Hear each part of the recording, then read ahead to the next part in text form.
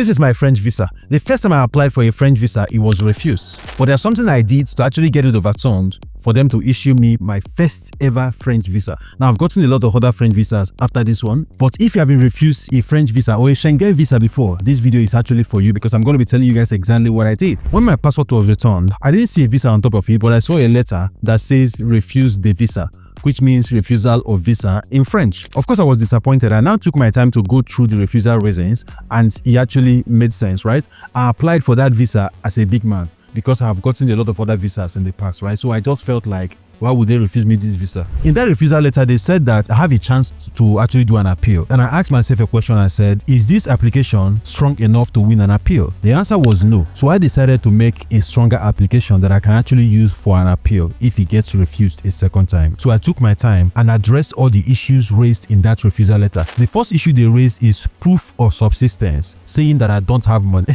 right? I'm not sure if they went through my bank statements, but of course, I now had to write a cover letter, and they explained exactly my business, how much I made last year in my business, my projection for the next year, and what I'm doing right now to expand my business, right? And of course, I brought invoices of people in the US, in the UK, France that I actually do business with, my email trade with them, my invoices to them, and the monies that they paid me inside my bank account. Of course, I had to actually show all of that, right? So I had to prove that I actually have money to fund this trip and more. Now, one of the reasons that they gave is that they said that authenticity of documents or the veracity of the content of those documents. I took my time and explained how I got each and every document on my cover letter, and also told them how to actually verify those documents. Now, I did something crazy. I now told them that if you want to verify my bank statement, all you need to do is to go to gtbank.com. I gave them my username and passwords so that they can log into my bank app and actually verify my earnings and of course the monies on my bank statement, just in case they have a doubt, right? That's what I did to actually prove the authenticity and veracity of my documents. The third reason that they gave for justification of purpose.